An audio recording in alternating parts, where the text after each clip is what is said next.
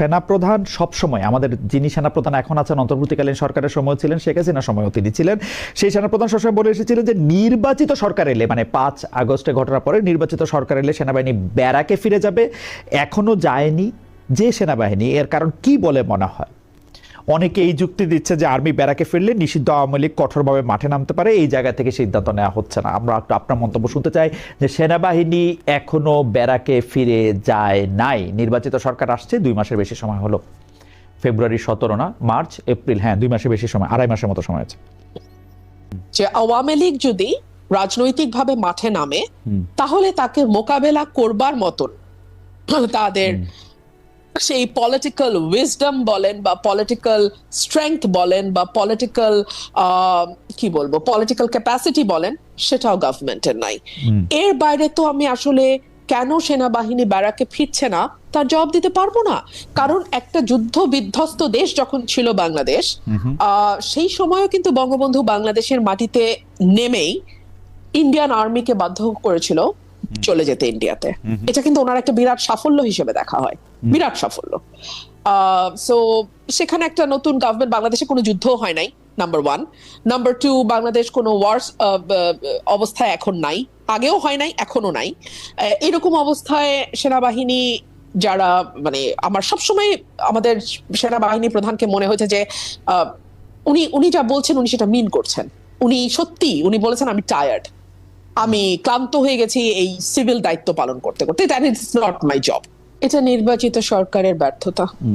নির্বাচিত সরকার আর্মিকে ব্যারাককে ফেরত পাঠাতে ব্যর্থ হয়েছে, 1।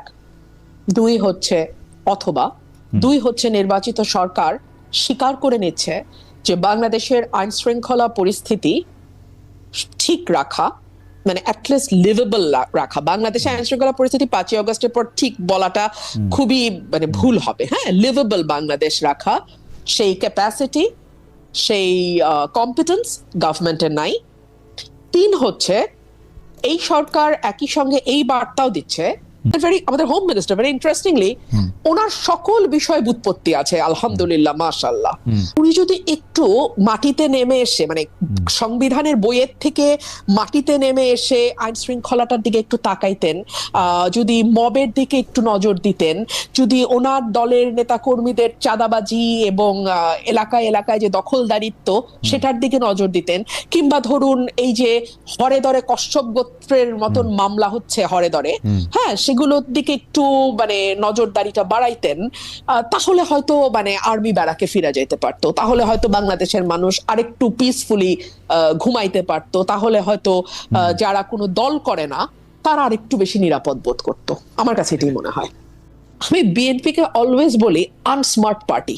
হ্যাঁ, মানে এদের যতটুকু না মানে মানে ইয়ে আছে, ক্যাপাসিটি আছে, কিন্তু সেটাকেও তারা না প্রপারলি পলিটিক্যালি ইউটিলাইজ করতে পারে। ধরেন ওই দিনই যদি স্বরাষ্ট্রমন্ত্রী একদম শক্তভাবে কন্ডেম করে যারা এটার সঙ্গে যুক্ত তাদেরকে আইনের আওতায় নিত, তাহলে কিন্তু এখন তারা এটাকে পলিটিক্যালি পজিটিভ একটা কালার দিতে পারতো। মানে কিছুটা ক্রেডিট তাদের ঝুলিতে গিয়ে জমা হইতো যে আমরা কিন্তু জিরো টলারেন্সে আছি, সে আমাদের দলের বাইরে চলে গেছে, সে স্বতন্ত্র এমপি, কিন্তু আমরা তার বিরুদ্ধে হওয়া কোনো অন্যায়কেও মানব না।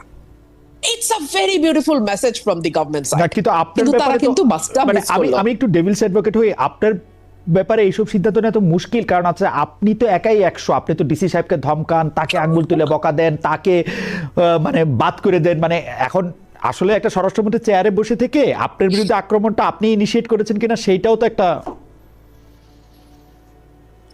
আমি ইনিশিয়েট করেছি। উনি দেন অ্যান্ড দেন বিষয়টা অ্যাড্রেস যদি করতেন, পুলিশকে ফোন করতেন। আর আজকালকার দিনে না খালেদ ভাই বিশ্বাস করেন, ওই আমার ম্যাজিস্ট্রেটকে বুড়া আঙ্গুল দেখানো যেমন লুকানো যায় না, আবার একই ভাবে ওই আমি আমার কিছু ইনিশিয়েট আমি করলাম কিনা সেটাও লুকানো যায় না। আর বিশেষ করে স্পটলাইটের নিচে যারা থাকে তাদের তো আরো কিছু লুকানো যায় না। সো এইটা বোধহয় এমন কোন রকেট সায়েন্স হইতো না যে ইনিশিয়েটটা কে করলো, কেন হইলো, কোথায় হইলো। এটার ভিডিও ফুটেজ, মানে স্টিল ছবি হাজার হাজার ফেসবুকে ভাষা বেড়াইতেছে।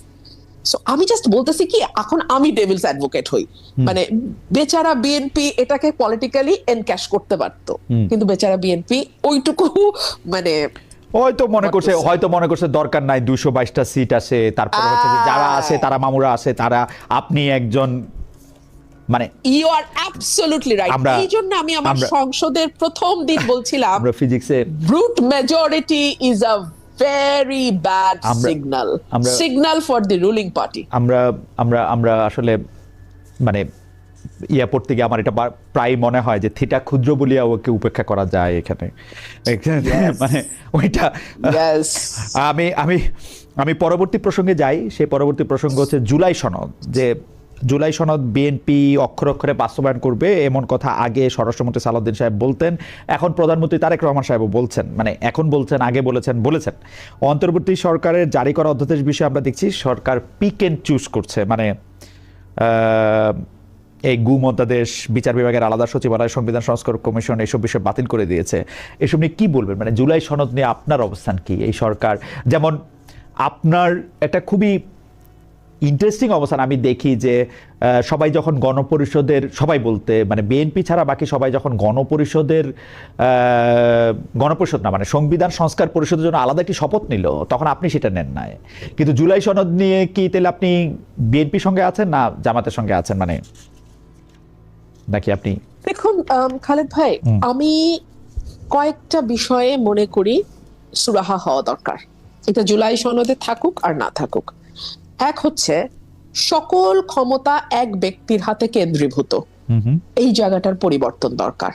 সেটা আপনি প্রধানমন্ত্রীর সাথে মন্ত্রী পরিষদের ক্ষমতার ভাগাভাগি বলেন, কিংবা আপনি প্রধানমন্ত্রীর সাথে রাষ্ট্রপতির ক্ষমতার ভাগাভাগি বলেন, এখানে একটা ব্যালেন্স আসা দরকার। এক।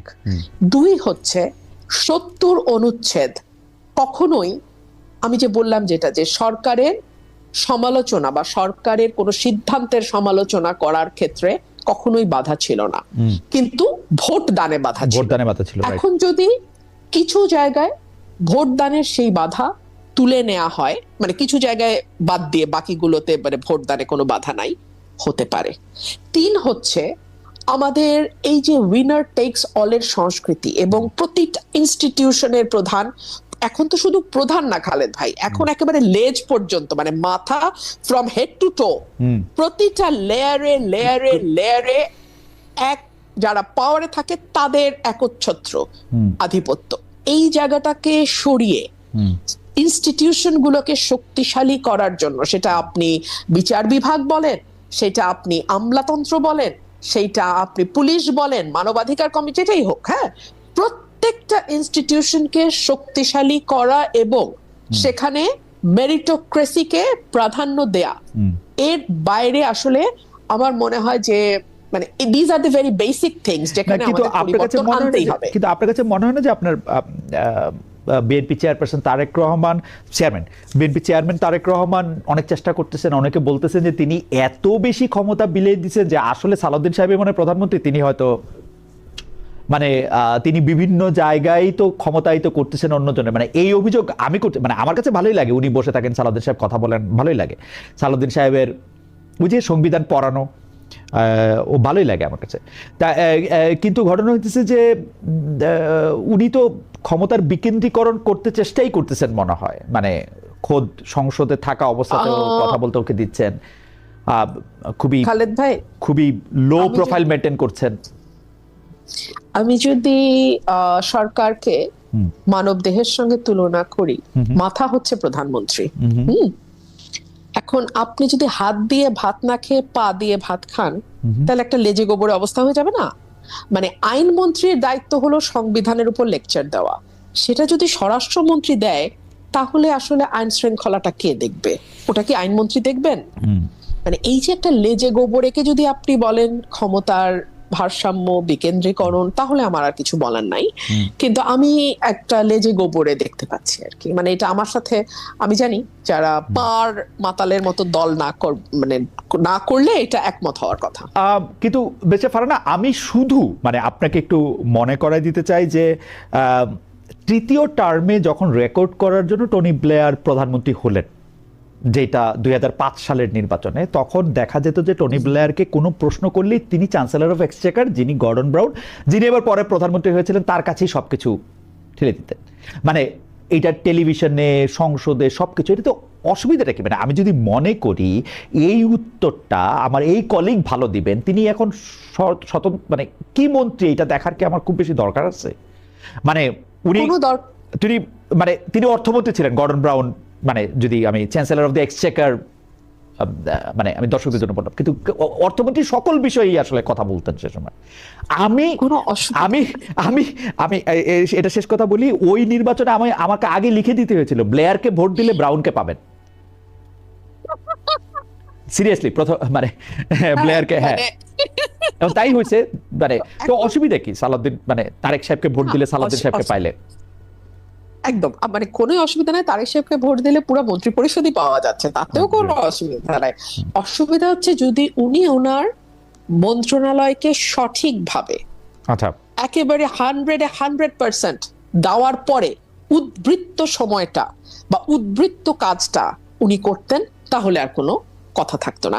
আমি সংখ্যাটা এই মুহূর্তে মনে পড়ছে না, গত 2 মাসে একটা হত্যার পরিসংখ্যান বেরিয়েছে, and the number is alarming. আমার নাম্বারটা এক্সাক্ট মনে নাই বলে আমি আর এটা বলছি না এখানে, কিন্তু আমার এটুকু মাথায় আছে যে that figure was alarming. ওকে, এটা কোনো ভালো বার্তা দেয় না।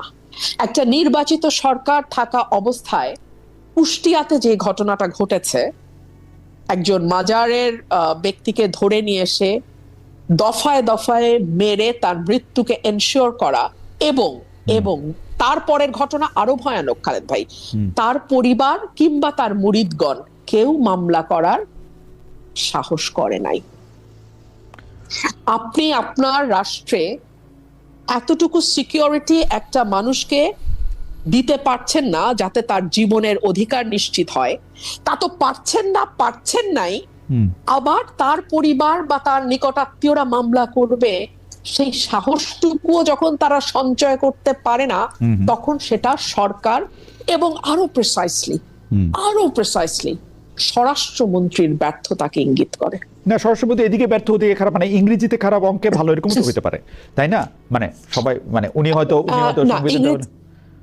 মানে আপনি বলছেন যে অবশ্যই স্বরাষ্ট্র মন্ত্রণালয় তার প্রাথমিক দায়িত্ব, কোনো অসুবিধা নাই। জি হ্যাঁ খালেদ ভাই, তাহলে আমি যদি অঙ্কে ভালো হই আমি আর ইংরেজিতে খারাপ হই, তাহলে আমি অঙ্ক নিয়েই ফার্দার পড়াশোনাটা করবে হয়তো উনি, হয়তো আমি অনার্স মাস্টার্সে ওইটা নিয়ে, অঙ্ক নিয়ে, উনি হয়তো ইংরেজিতে যাব না। উনি হয়তো ইংরেজির জন্য একজন মানে প্রাইভেট টিউটর হয়তো রাখবেন তখন একটু পরে, মানে একটু গুছাইতে তো একটু সময়, মানে আমরা একটু আগে শুরু করেছি কিনা তার সমালোচনা, সেটা আমি বুঝতে চেষ্টা করতেছিলাম, যে মানে একদম প্রথম দিন থেকে। আমি বরং এটা বলি যে আমরা তাকে ওয়েক আপ কল দিচ্ছি।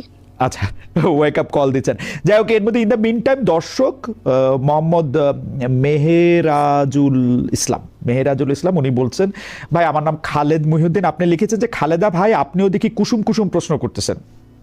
ঠিক আছে, মেনে নিলাম। আমি একটু আপনার কাছে ওই যে ডিজিটাল সিকিউরিটির প্রসঙ্গে একটু আসি, যে বেশ কিছুদিন ধরে যারা মানে বিভিন্ন রকম মানে সাইবার ক্রাইম বা বট আইডির আক্রমণের শিকার, আমরা যদি ওইভাবে বলি, তার মধ্যে আপনি একজন, মানে প্রধানমন্ত্রীর তথ্য উপদেষ্টা সম্প্রতি বলেছেন যে কোনো ধরনের মিস ইনফরমেশন, ডিসইনফরমেশন এই সরকার টলারেট করবে না। আপনি এখন কেমন দেখতেছেন আসলে মত প্রকাশের স্বাধীনতা, এই bot ID, misinformation, disinformation, এগুলি আসলে কিভাবে আপনি দেখেন? মানে কথা হইলো যে আমরা কি কেউ আমার বিরুদ্ধে একটা মিথ্যা কথা বললো, আমরা কি তার আসলে গ্রেপ্তার দাবি করতেছি, সেইটা কি আবার বাক স্বাধীনতায় হস্তক্ষেপ করা হবে কিনা? মানে কি আছে যদি কেউ আমার বিরুদ্ধে একটা মিথ্যা কথা ছড়ায় বা একটা ফটো কার্ড তারা দেয়, এইটাকে আমরা এত অপরাধ হিসেবে কেন দেখবো, বা এখানে ফাইন লাইনটা কোথায়? ফাইন লাইনটা আমার কাছে যেটা মনে হয়, মানে আমি তো অসম্ভব রকম এগুলোর শিকার হয়েছি। একে তো নারী, তার উপর এস্টাবলিশমেন্ট বিরোধী নারী, তার উপর women with a voice, so আমাকে ভয়ানক রকম আক্রমণের শিকার হতে হয়েছে। এবং গত কয়েক বছর ধরে আসলে আমার কাছে মনে হচ্ছে ফাইন লাইনটা হচ্ছে যতক্ষণ পর্যন্ত না, হ্যাঁ, আপনার সেই মিথ্যা ফটো কার্ড একটা অস্থিরতা তৈরি করছে, ততক্ষণ পর্যন্ত এটাকে পাত্তা দেওয়ার কিছু নেই। ধরুন বলা হলো যে আপনি ধর্মের বিরুদ্ধে এই কথা বলেছেন, যেটা আপনি বলেন নাই, এবং এটা আপনার জীবন এবং আপনার পরিবারের উপর একটা হুমকি তৈরি করছে, তখন আমার মনে হয় এই ধরনের মিথ্যাকে দেন অ্যান্ড দেয়ার অ্যাড্রেস করতে হবে। দেন অ্যান্ড দেয়ার এই ব্যাপারে অ্যাকশন নিতে হবে। কিন্তু এর বাইরে আপনি আমার বিরুদ্ধে, আমি আপনার বিরুদ্ধে গালাগালি, নোংরা কথা, বিশ্রী, মানে ফটোশপ করা আপনার ছবি, যেরকম যা ইচ্ছা করে